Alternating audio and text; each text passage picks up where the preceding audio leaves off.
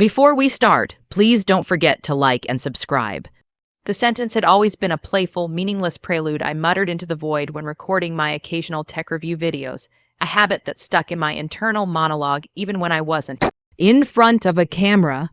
But that night, standing in the hallway of my own house, watching the front door swing open on its tired hinges, the phrase echoed sourly in my mind.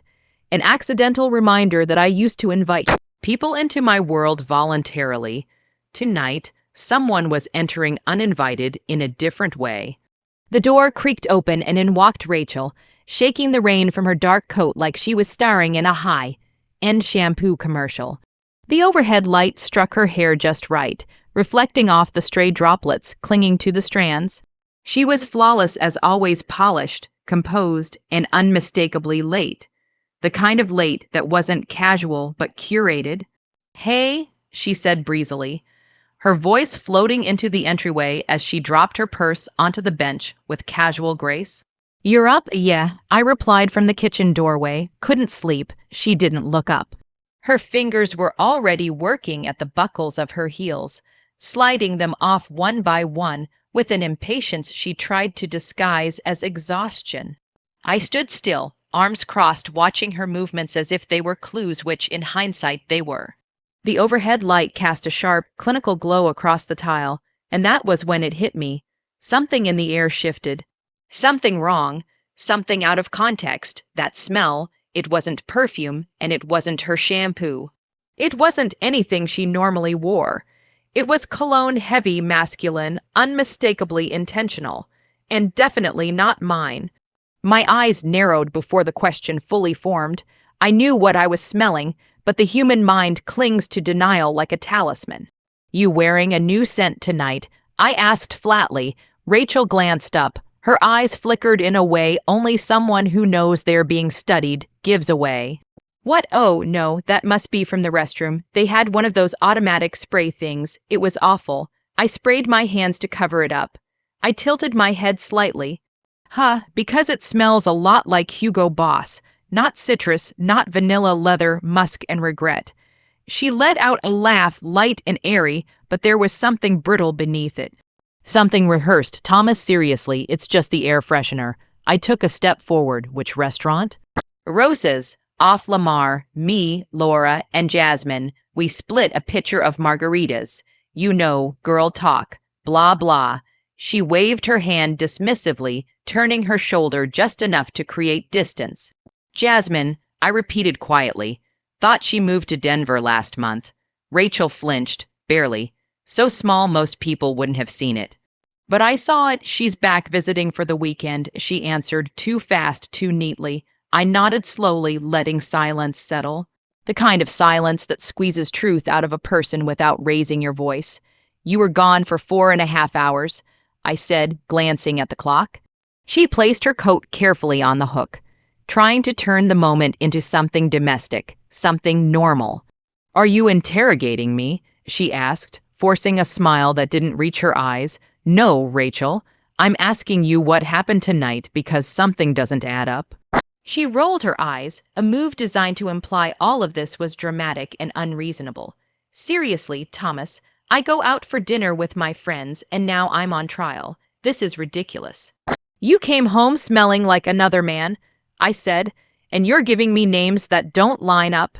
Tell me what I'm supposed to think." Her jaw tightened, her entire face setting into that expression she reserved for moments when she needed to regain control.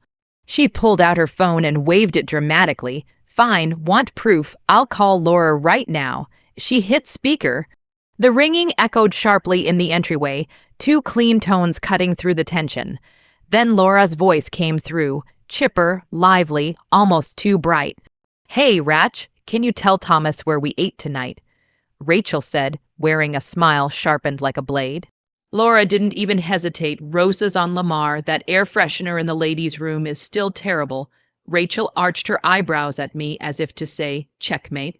But that was the moment I knew for sure. It was too smooth, too synchronized, too rehearsed. A lie is rarely flawless unless two people practiced it. "Thanks, Laura," I said into the speaker. "You two must have had a good time." "Oh yeah," she replied. Rachel was the life of the party. The call ended. Rachel dropped her phone on the table like she had just won a verdict. "Happy now?" she asked. "No," I said softly. "I'm convinced now, just not in the way you want." Her face paled. She froze. "Excuse me, you smell like someone else," I said, stepping closer. "You rehearsed that call with Laura and you think I'm the same man I was 2 years ago. Thomas, don't, you lied."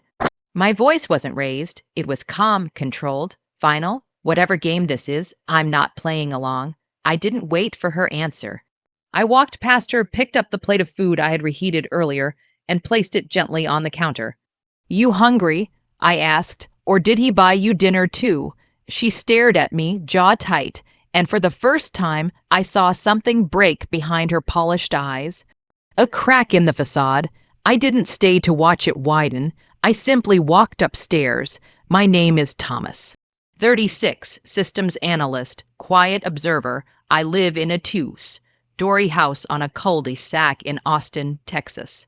People think quiet means soft, stillness means weakness. They mistake listening for not knowing. But that night, I saw everything clearly. And now I was done pretending not to. 2 weeks later, late on a Saturday morning, the rain finally gave way to sunlight. The house was quiet except for the faint humming of the refrigerator and the soft rustle of leaves outside. But the air inside still carried a heaviness, an unsettled tension that clung to the walls. I sat at the kitchen table, sipping black coffee from my favorite mug, white ceramic, chipped near the handle from an incident involving the dishwasher door and my own clumsiness. My laptop sat open but ignored, a decoy for a man pretending to be busy. Rachel entered humming. That was always her tells, bright tone, light steps, unnecessary optimism. She wanted something. "Morning," she said cheerfully, pouring orange juice without looking at me. "Morning," I replied, eyes still on my laptop screen. She sat across from me, giving the silence a moment to stretch before dropping the hook like she had rehearsed it.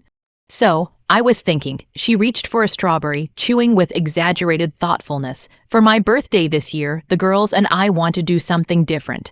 I raised an eyebrow. "Different," I repeated. "Yeah, a weekend trip, Palm Springs, just a few days, spa, cocktails, sunshine." She smiled lightly. "Laura found this amazing resort. We've been dying to try it." "When?" I asked. "Next weekend." "I know, short notice, but spontaneous, you know." "Who's going?" She listed them off. "Laura, Jasmine, Celine, maybe Emily."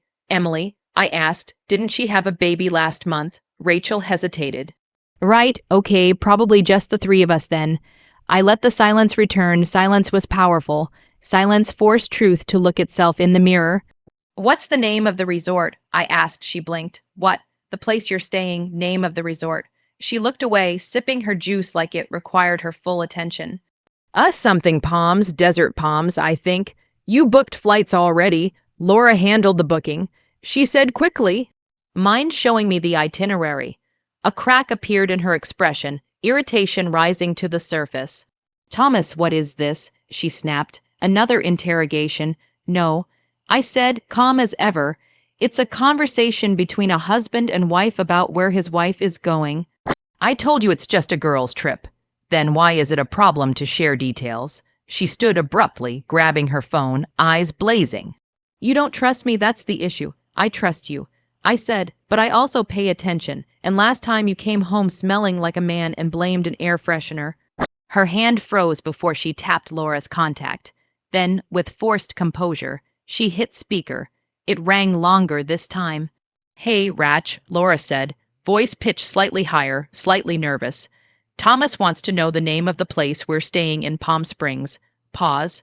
"Oh yeah, Desert Palms, that's the one. Cute little spa resort. We booked it last night, remember?"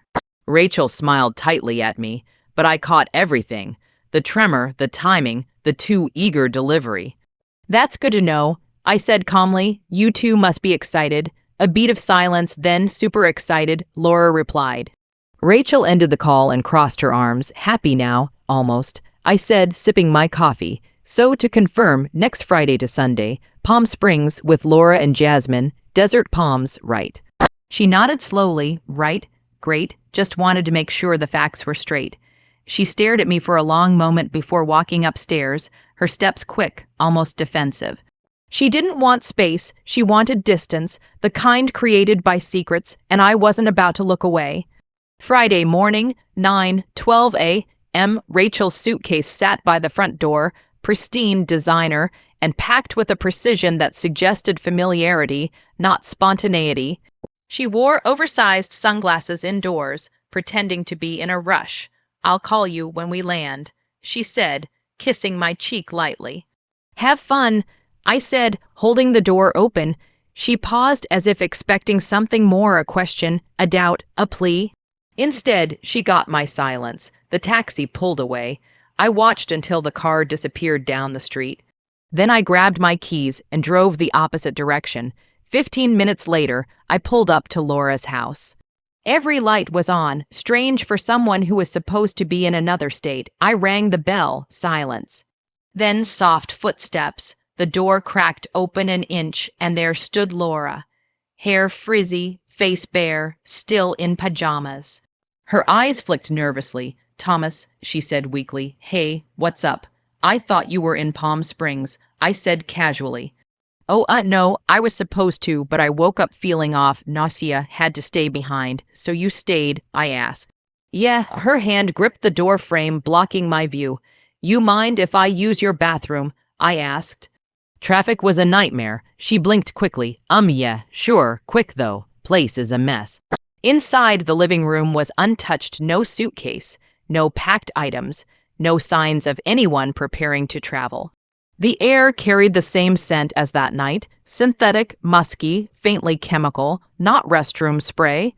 Not even close. It was the scent of someone else. I didn't need documents. I didn't need a confession. I already had the truth.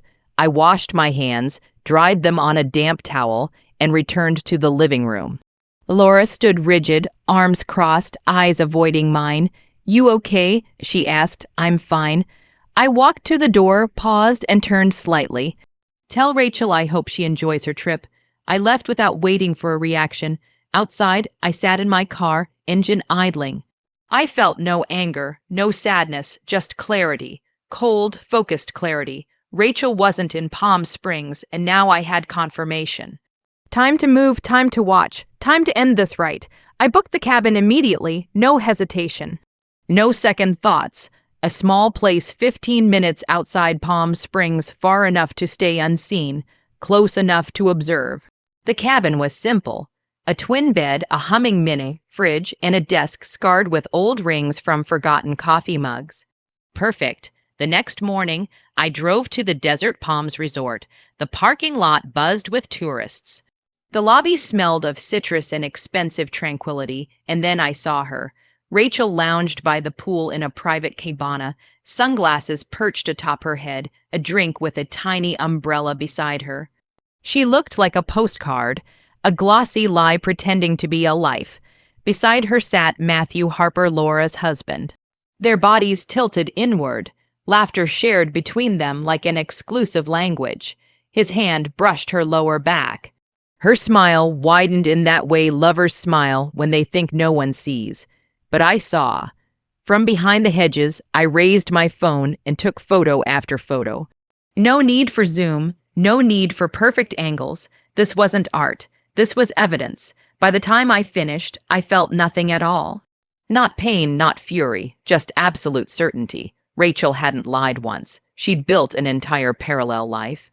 And Laura, poor, loyal, trusting Laura, had sided with the wrong person. That night in the cabin, I spread the photos across the desk, printed them, arranged them. Then I pulled out the divorce documents I had downloaded months ago. Not because I expected to use them, but because instinct sometimes knows what the heart refuses to admit. I filled out each blank with a clear, steady hand. Name, Thomas Gaines, respondent, Rachel Gaines, grounds, adultery. I paused at reason for dissolution. All I wrote was, she didn't just betray me. She betrayed the person who trusted her most. It was the truth, simple, barren enough. The desert wind howled softly outside as I set the pen down. And within that quiet, I felt the first whisper of closure. Not peace yet, but the promise of it. Rachel came home Sunday evening, breezy and empty as ever. I opened the door with a smile. "Welcome home, birthday girl." She blinked, caught off guard by my calmness.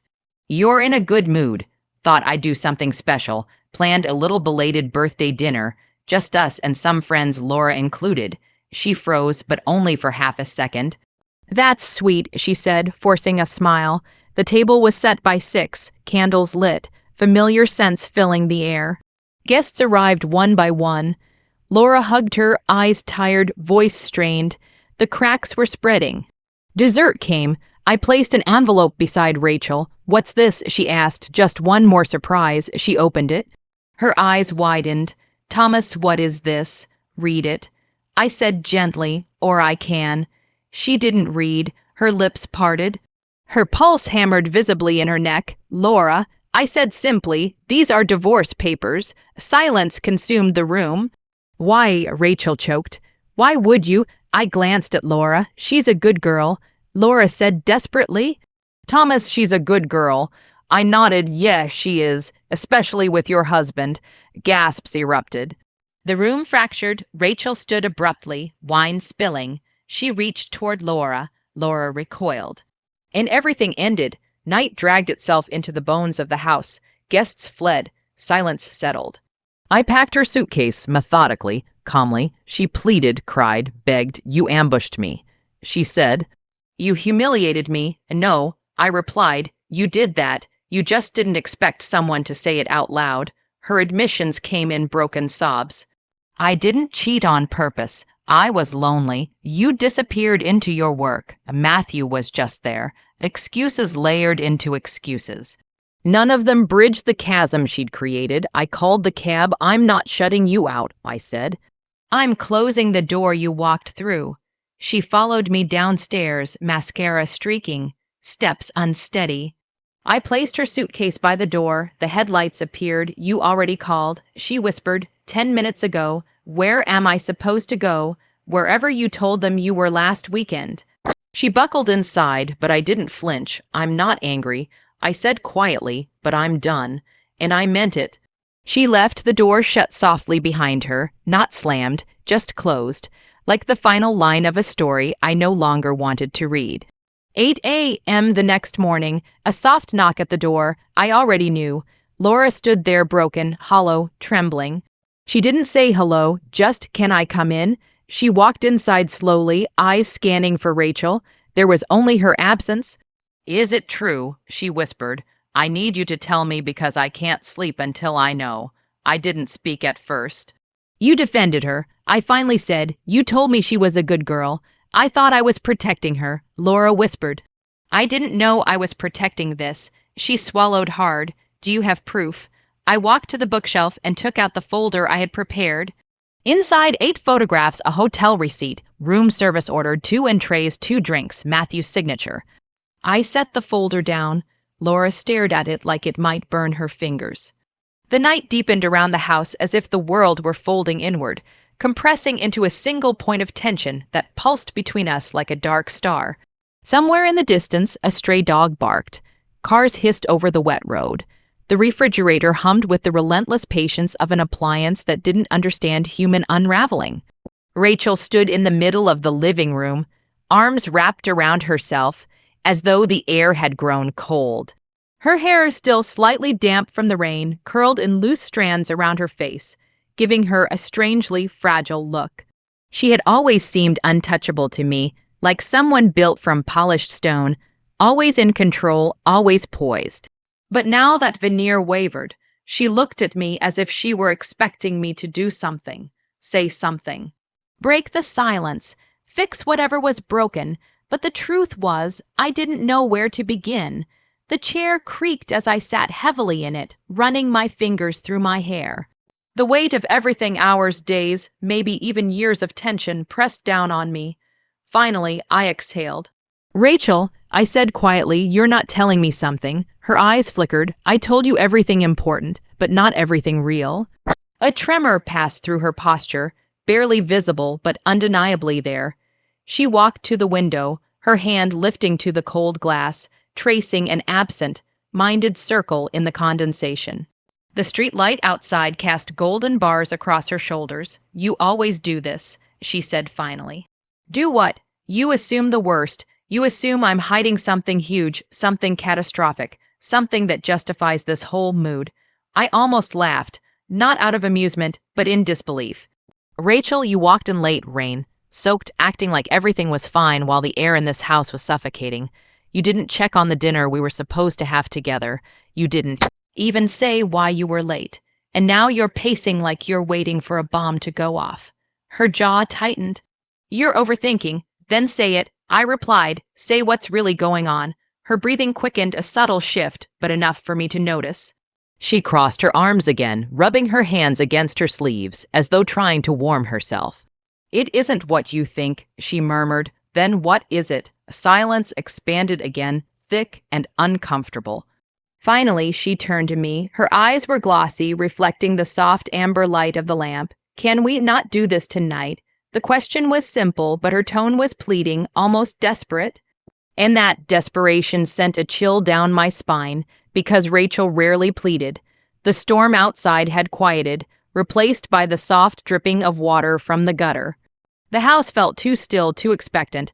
I stood careful, slow. "Rachel, we can't keep pretending everything's fine. I know something's happened. I feel it." She swallowed. "I know, then tell me." Her shoulders slumped, and for the first time, she looked genuinely defeated. Not defensive, not annoyed, not distant, just exhausted. "I'm scared," she whispered. "That stopped me. Of what?" Her lips parted, but nothing came out at first. She walked past me, settling on the edge of the couch, her fingers twisting the fabric of a cushion. I sat across from her, but not too close. I wanted her to feel space, but also presence. She took a long breath, then another. "It started 2 weeks ago," she said, "the feeling, this constant dread about what? About us." And my pulse kicked. "Us?" She nodded slowly. "You've changed, I've changed. The way we talk, the way we avoid certain topics, the way every argument feels like it has teeth now. I keep feeling like everything is slipping, even when I don't want it to." I swallowed hard. "Why didn't you tell me?" "Because you always want solutions," she said. "But I don't have one yet. I don't know what the solution is. I don't even know the exact problem. I just know something is wrong." Her honesty hit harder than any accusation would have. Because she wasn't wrong. The last several months had been full of small fractures, barely perceptible at first, then increasingly obvious as they spread. We had been drifting in slow motion, too busy, too distracted, too stubborn, too comfortable in the wrong ways. But hearing her admit it out loud felt like being punched in the chest. And tonight, I asked, "Why did you come home like that? Why did you look shaken?" Another silence. Her throat bobbed. "I had lunch with someone," and my eyebrows rose. "Okay," she hesitated. "It was someone I used to know." The air thinned. "Used to know in what way?" She looked down at her hands. "Someone I used to date." A sharp sting pierced me. Not sharp enough to be betrayal, but definitely sharp enough to be fear. She continued before I could speak. "It wasn't planned. I ran into him. We talked, and it felt strange, not in a romantic way. Just strange, like my past was standing right next to me in the present and holding up a mirror." My jaw clenched. "A mirror of what?" "Of who I used to be," she said softly, "of who I thought I was going to become. And next to that version, I suddenly felt lost." The room seemed to tilt slightly. "So you came home," I said slowly, "and didn't know how to face me." She nodded. "Not guilt, not deception, but fear. Fear of disappointing me. Fear of admitting uncertainty. Fear of confronting the quiet unraveling we both sensed." I exhaled, pressing my palms together. "Rachel, I'm not angry." She looked up, surprised. "I'm scared too," I admitted. Maybe not of the same thing, but of losing us, of missing something important and realizing too late that we never addressed it. Her eyes finally softened. "I didn't expect you to say that." "Why not?" "Because you're always the steady one," she murmured. "The one who acts like he can fix everything. The one who pretends nothing hurts him." "That's not true," I said. "It never was." Her breath hitched not dramatically, but enough to reveal how tightly she had been holding herself together. The rain started again, lighter this time, a soft percussion against the windows. She looked around the room as though seeing it for the first time. I don't want us to break. We're not broken, I said, but we're strained, and pretending otherwise won't help. Her fingers relaxed on the cushion. I know, we can work through this, I added, if we stop hiding, if we talk, even when it's uncomfortable, even when we're tired, even when it feels easier to walk away or go quiet. She nodded, tears gathering at the edges of her eyes. But you have to be honest with me, I continued gently. Not just in the big moments, in the small ones too, like tonight. I'm trying, she whispered, I know. A long, quiet moment passed between us.